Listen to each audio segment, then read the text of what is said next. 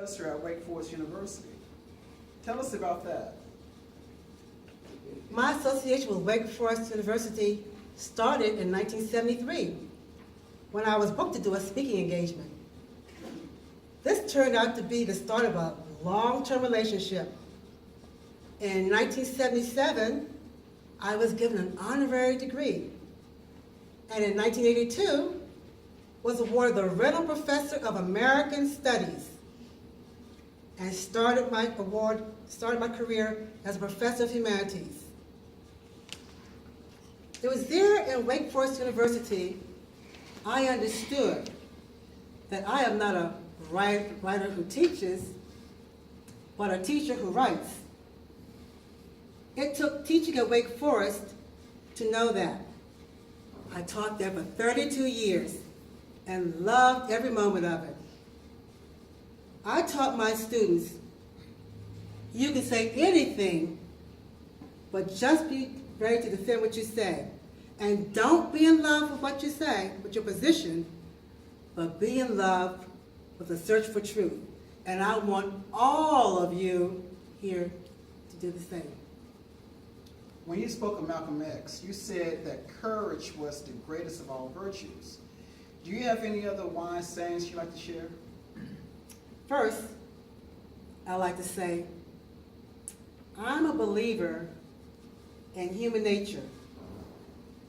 I believe people are what they show themselves to be. And what way is that? I believe people tell you their nature in their words and actions. When you're getting to know someone, they're always putting their best foot forward, trying to make a good impression. But even then, there are times when their true personality comes out and catches you off guard. Then we make excuses and reason away what we've seen and heard, only later to have it come back and bite us in the butt. You regret it if you don't follow your intuition. So I say, when people tell you and show you who they really are, believe them. And let me share this with you. Always remember, people will forget what you say, they will forget what you do, but they never forget how you make them feel. Those are beautiful words of wisdom. Well, let's move on. Tell us about your reading the inaugural poem for Bill Clinton. I wrote the poem on the pulse of morning for Bill Clinton's inauguration in 1993. I must say it was an honor to be the first poet since Robert Frost read his poem for John F. Kennedy in 1961. But I was also the first African American and the first woman to be given such an honor. Can we hear on a pulse of morning?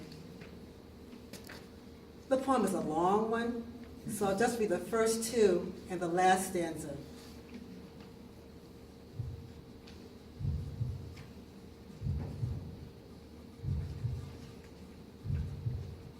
A rock, a river, a tree.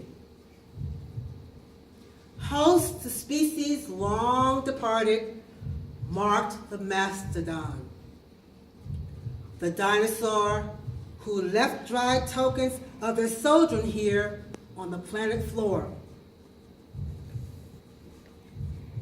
Any broad alarm of their hastening doom is lost in the gloom of dust and ages.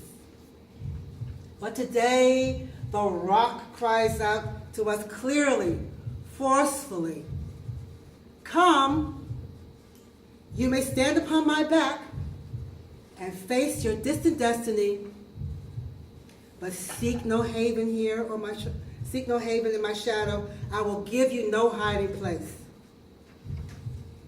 Here on the pulse of this new day, you may have the grace to look up and into your sister's eyes and into your brother's face, your country, and say simply, very simply, with hope, good morning. If you'd like to hear the whole poem in its entirety, you can find it on YouTube.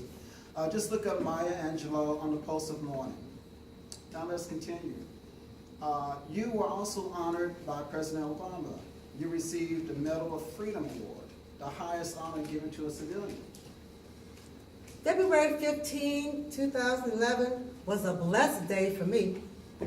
Now, I'm not one who cries, and when the announcer called my name to receive the medal, I just wept. I didn't even try to stop the tears, and I couldn't even if I tried.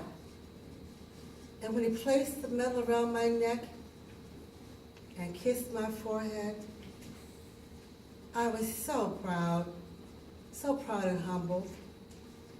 At the same time, I have been blessed to know 2 American presidents and 2 incredible first ladies. The Clintons and the Obamas are lovers of poetry, and I've been blessed to share my work with them.